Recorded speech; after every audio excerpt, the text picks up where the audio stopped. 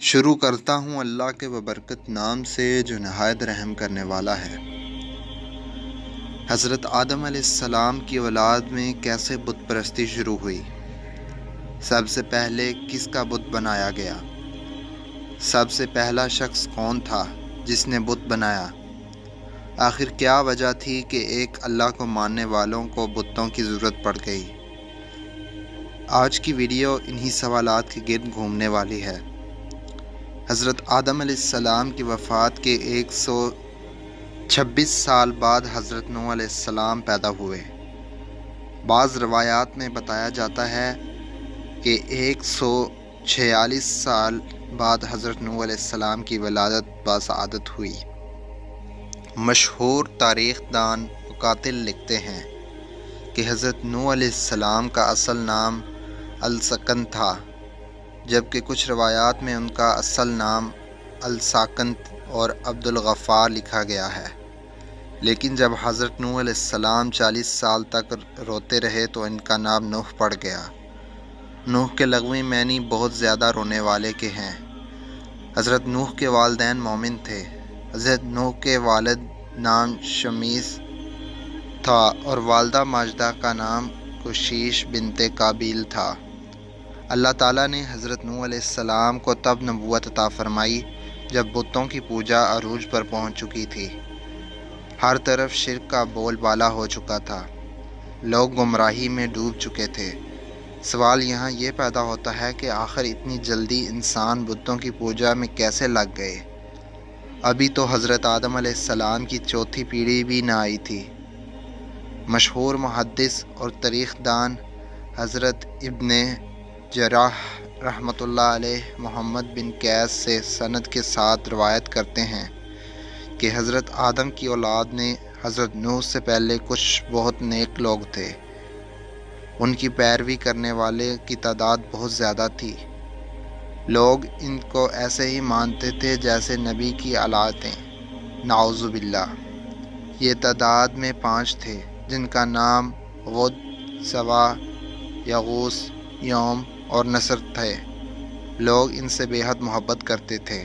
جب ان 5 کا انتقال ہوا تو لوگ رنجیدہ رہنے لگے۔ شیطان نے لوگوں کے دلوں میں یہ بات ڈال دی کہ جن جگہوں پر یہ لوگ بیٹھا کرتے تھے کیوں نہ ان کی جگہ پر ان کی نشانی رکھ دی جائے۔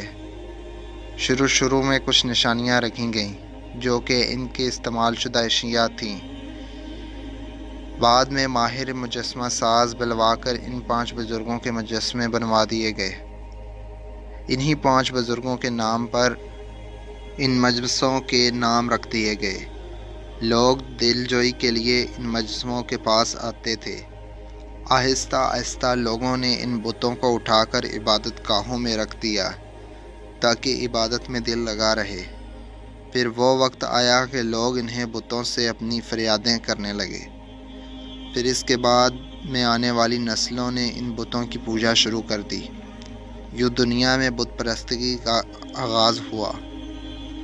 حضرت امام ابن حاتم رحمۃ اللہ علیہ، حضرت امام باقی رحمۃ اللہ علیہ سے روایت کرتے ہوئے لکھتے ہیں کہ وہ ایک نیک شخص تھا۔ وہ اپنی قوم میں بہت محبوب تھا۔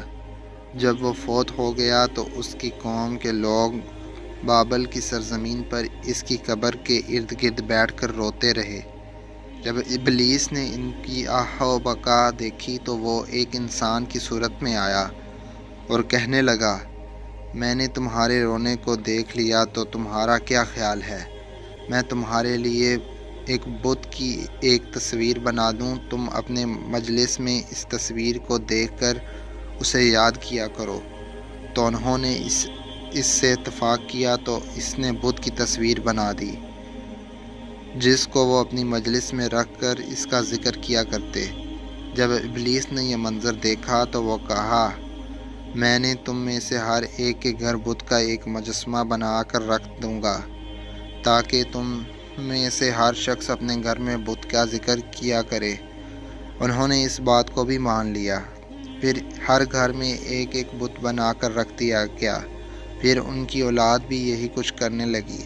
پھر اس کے بعد کی جو بھی نسلیں آئیں تو وہ بھول گئیں کہ وہ بت ایک انسان تھا۔ اس کو خدا مان کر اس کی عبادت کرنے لگے۔ پھر انہوں نے اللہ کو چھوڑ کر اس بت کی پرستش کرنی شروع کر دی۔ پھر اللہ پاک کو چھوڑ کر جس بت کی سب سے پہلے پرستش شروع کی گئی وہ ود بت نام کا بت تھا۔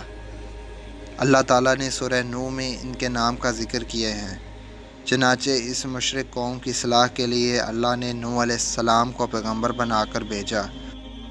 اب بات کرتے ہیں کہ عرب میں بت پرستی کا آغاز کیسے ہوا۔ کعبے کے متولی خاندان جس نے 500 سال تک کعبے کی تولید کی، ان میں ایک شخص عمر بن لہا بن کمعہ تھا جس نے 400 سال کی طویل عمر پائی۔ اسی انسان نے کعبے کو بتوں سے بھر دیا تھا۔ عمر بن لہا نے کعبے میں بت صرف اس لیے رکھے کہ لوگ ایک اللہ کو بھول کر میری اطاعت میں آ جائیں۔ نعوذ باللہ۔ عرب میں ہی پھر اللہ نے اپنے آخری اور پیارے رسول حضرت محمد مصطفیٰ صلی اللہ علیہ وآلہ وسلم کو بھیجا، جنہوں نے نہ صرف خانہ کعبہ کے بتوں سے پاک کیا بلکہ ایسا دین ہمارے حوالے کیا کہ جس پر چل کر ہم اشرف المخلوقات کہلانے کے حقدار ہو گئے۔ اللہ پاک ہمیں اور ہماری اولادوں کو شرک جیسے نذور سے دور رکھے، تمام بیماروں کو ہر بیماری سے پاک کر دے اور ہمیں نبی پاک صلی اللہ علیہ وآلہ وسلم اور ان کی آل پاک سے بے پناہ محبت عطا